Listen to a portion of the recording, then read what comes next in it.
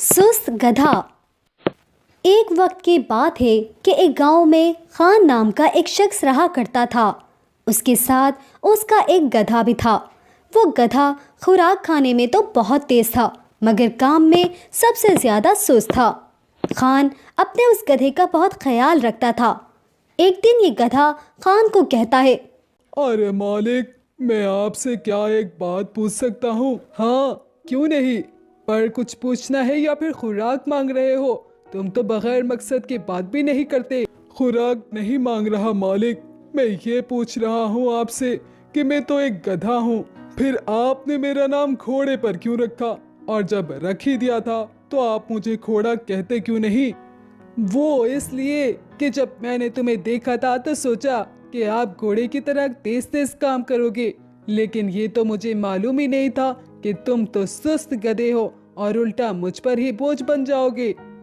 नहीं मालिक, मैं बेवकूफ नहीं, तुम मुझसे ज्यादा बड़े बेवकूफ हो जो तुमने मुझ पर घोड़े का गुमान कर दिया। अच्छा अच्छा, अब अपनी ये फजूल बातें छोड़ो, आओ चलते हैं जंगल लकड़ियाँ काटने के लिए। 2 दिन हो गए हैं, मैंने तुम पर कोई लकड़ियाँ नहीं ला दी। खान गधे पर बैठ जाता है और जंगल की तरफ रवाना हो जाते हैं। फिर वो जंगल पहुंच जाते हैं। वहां पर लकड़ियां काटते हैं और बहुत वक्त लग जाता है। जब काफी सारी लकड़ियां जमा हो जाती हैं, तो गधा उन लकड़ियों को देखता है और सोचता है, अरे यार, ये कितनी ज्यादा लकड़ियां हैं। अगर मैं इसे ले जाऊंगा तो मेरा तो बेड़ा गर्क ही हो जाएगा। अब मुझे चाहिए कि कुछ तरकीब सोच लूं। इस बात के साथ गधा बैठ जाता है। अरे, अब इसे देखो, लकड़ियां देखते ही बैठ गया। ओ गधे, उठो, चलो चलते हैं। मेरा तो गले में बहुत दर्द है मालिक, मैं ये लकड़ियां नहीं ले जा सकता। अच्छा, ये लकड़ियां तुम्हारा बाप लेकर जाएगा क्या? चालाकी मत करो, उठो अब, वरना मजीद लकड़ियां भी काटता हूँ। अब मर्जी है तुम्हारी। मालिक, ऐसा ना करें, मैं उठता हूँ, ये लकड़ियां ले जाता हूँ, आप फिक्र मत करें। फिर गधे पर लकड़ियां खान बांध देता है और फिर ये दोनों रवाना हो जाते हैं। थोड़ी देर के बाद घर आ जाते हैं। खान गधे को घास डाल देता है, लेकिन गधा खुराक नहीं खाता। अरे, खुराक क्यों नहीं खा रहे? किस चीज का गुस्सा है तुम्हें? नहीं मालिक, इस खुराक का क्या फायदा? जो खुराक तुम मुझे देते हो उससे ज्यादा तो तुम मुझसे काम निकलवा लेते हो। खुराक का मजा तो तब हो कि खाओ और फिर सो जाओ, लेकिन आप तो मुझे पहाड़ों पर ले जाते हो, काम करवाते हो। गधे, शुक्र करो, अगर तुम किसी और के साथ होते तो फिर तुमको मेरा कदर मालूम होता कि काश मैं खान के साथ ही रहता। फिर कुछ देर के बाद शाम हो जाती है। खान के घर में एक चोर आ जाता है। चोर के कदमों की आवाज गधा सुन लेता है। मेरा ख्याल है इस घर में चोर आ गया है। कौन हो आप? यहाँ आ जाओ, मैं यहाँ पर हूँ। ओ गधे, ये क्या आवाजें लगा रखी है? मैं चोरी करने आया हूँ और आप आवाजें निकाल रहे हो। अरे सुनो, इस घर में मुझसे कीमती कोई चीज नहीं है, फजूल में आप अपने आप को मत थकाओ। अरे, तुम्हें क्या मालूम कि इस घर में कोई कीमती चीज नहीं है? मैं इस घर का दूसरा मालिक हूँ, मुझे सब मालूम है, इसीलिए तो आपको बता रहा हूँ। तुम खुद को कैसे कह रहे हो कि तुमसे कोई कीमती चीज इस घर में नहीं? क्या मैं तुम्हें चोरी करूँ अब? इस बात के साथ गधा सोचने लगता है। अरे, अब इसको कैसे बेवकूफ बनाऊं कि ये मुझे अपने साथ ले जाए। अरे गधे, तुम क्या सोच रहे हो? मेरे पास वक्त नहीं है, जवाब दो मुझे। आप मुझे अपने साथ ले जाओ चोर, फिर आपको पता चलेगा कि मैं कितना कीमती हूँ, क्योंकि मैं तो कहता हूँ यहाँ मुझसे कोई कीमती चीज नहीं। ठीक है, मैं तुम्हें अपने साथ ले जाता हूँ, लेकिन अगर मेरे साथ कोई धोखा किया तुमने तो फिर तुम देखना मैं तुम्हारे साथ क्या करता हूँ। सुल्तान चोर फौरन वो गधा अपने साथ घर ले आता है। ओ गधे, मैं तुम्हें अपने कमरे में ले आया हूँ। अगर मेरे साथ कोई धोखा किया तो फिर तुम्हारी खैर नहीं, क्योंकि अब मैंने तुम पर अपना कमरा भी गंदा कर दिया। मालिक, मुझ में कीमती चीज ये है कि मैं लोगों को आने वाले वक्त की मालूमात देता हूँ कि आपके साथ आने वाले वक्त में क्या होने वाला है। फिर तुम मुझे बताओ कि आने वाले वक्त में मेरे साथ क्या होगा? मालिक, इससे पहले आपको मुझे अच्छी सी खुराक देनी होगी ताकि मेरी रात अच्छी गुजरे। फिर सुल्तान चोर गधे के सामने रोटी रख देता है। वाह मालिक, आप तो पहले ही दिन मेरा इतना ख्याल रख रहे हो। खुराक के लिए रोटी और सोने के लिए बेहतरीन कमरा। आप तो पहले मालिक से भी बहुत अच्छे हो। मैं जितना आपका ख्याल रख रहा हूँ उतना ही आप मुझे फायदा भी तो दोगे। अब बताओ कि सुबह तक मेरे साथ क्या होगा। गधा सोचने लगता है। अरे अगर ये इंसान अक्लमंद होता तो मेरी बात पर मुझे यहाँ नहीं लेकर आता। मुझे तो लग रहा है ये बहुत बेवकूफ है। मुझे इसके साथ कुछ चालाकी करनी होगी। ओ गधे, तुम क्या सोच रहे हो? बताओ मेरे साथ कल क्या होगा?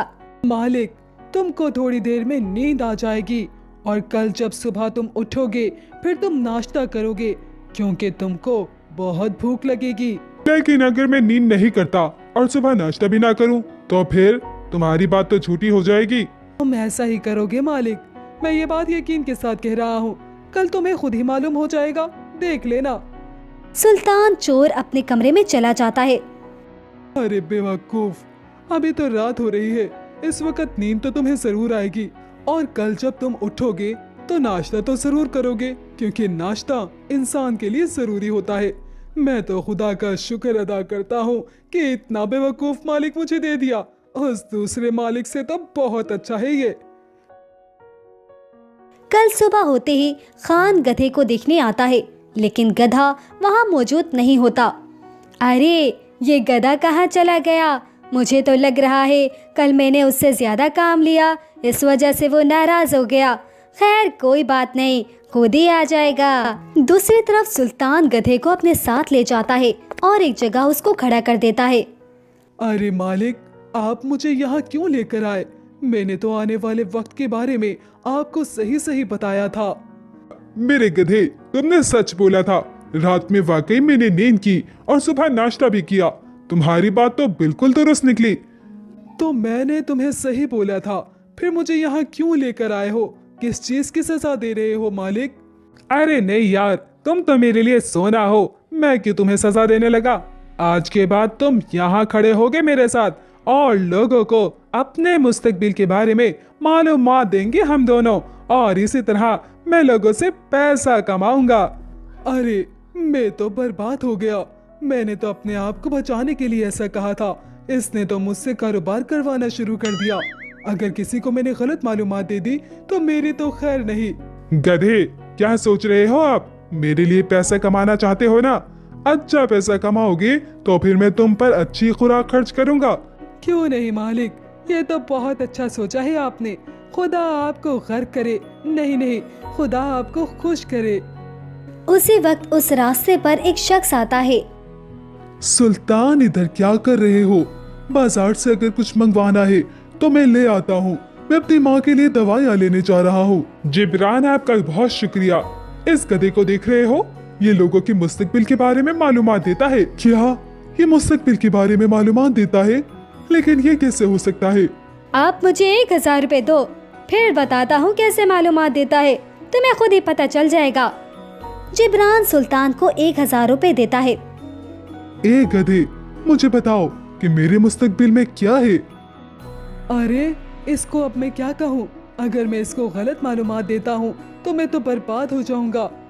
ओह हाँ, अच्छी तरकीब याद आई। ए इंसान, अब तुम बाजार जाओगे ताकि अपनी माँ के लिए दवाइयाँ लेकर आओ क्योंकि तुम्हारी अम्मा बीमार है बहुत। अरे इसने तो बिल्कुल सही मालूमात दे दी। मैं वाकई बाजार अम्मा की दवाइयाँ लेने जा रहा हूँ। मैंने तो पहले ही आपको कहा था कि ये बहुत कीमती गधा है। अगर आप चाहते हो कि मजीद अपने मुस्तकबिल के बारे में मालूमात हासिल करो तो पैसे और दो मुझे। फिर जिब्रान और पैसे देता है और मालूमात हासिल करता जाता है। जिब्रान के पास जितने पैसे थे वो सब सुल्तान चोर उससे लूट लेता है। अब जिब्रान के पास उसकी माँ की दवाई लेने के लिए पैसे भी नहीं बचे थे। जिब्रान, आपके पास और पैसे हैं ताकि और मालूमात हासिल कर सको तुम? नहीं, और पैसे तो नहीं है। गधे ने जितनी मालूमात दिए हैं उसके मुताबिक अगर आज रात मुझे 10 करोड़ रुपए मिल गए तो मैं तुम्हें एक गाड़ी इनाम में दूंगा। तुम्हारे साथ ये मेरा वादा है। ठीक है, अब जाओ, हम भी जा रहे हैं। बहुत वक्त लग गया है यहाँ। जिब्रान वहाँ से चला जाता है, लेकिन खाली जेब के साथ। कल फिर सुल्तान उसी जगह पर आ जाता है, लेकिन वहाँ पर पहले ही से काफी लोग मौजूद होते हैं। अरे वाह, आज तो बहुत ज्यादा लोग आए हैं, जबरदस्त। सुल्तान, ये गधा आने वाले वक्त के बारे में मालूमात देता है, क्या ये सच है? हाँ बिल्कुल, ये आने वाले वक्त के बारे में मालूमात देता है। अगर आपको यकीन नहीं तो पहले पैसे मत दो, पहले मालूमात हासिल करो, इसके बाद पैसे दे देना। ठीक है। ए गधे, मेरा बाप मर चुका है, आप ये बताओ कि वो कैसे मरा था? अरे, आपका बाप तो बीमार था, इसके बाद मर गया, फिर आप लोगों ने उसका जनाजा पढ़ाया और कब्र में दफना दिया। अच्छा, कब्र में दफना दिया? मेरा बाप तो मेरे पीछे खड़ा है, आप लोगों ने मेरा भाई भी लूटा है और अब हमें भी बेवकूफ बना रहे हो। ये सब लोग इसीलिए आए हैं कि आप दोनों की अच्छी तरह पिटाई कर सकें। फिर वो सारे लोग सुल्तान, चोर और गधे की खूब पिटाई करते हैं। इसके बाद गधा आगे आगे और सुल्तान उसके पीछे पीछे होता है। गधा थोड़ी देर बाद खान के घर वापस आ जाता है। अरे गधे, किधर चले गए थे तुम? 2 दिन तक यहाँ से गायब थे। मैं तो सोच रहा था कि तुम खुद ही वापस आ जाओगे। हाँ मालिक, तुम लकड़ियाँ कहाँ पर काटोगे? चलो लकड़ियाँ काटते हैं, तुम मुझे हर हाल में कबूल हो मालिक। मैं तुमसे सिर्फ 2 दिन दूर गया, मेरा तो बेड़ा गर्क ही हो गया। No, no, no, no.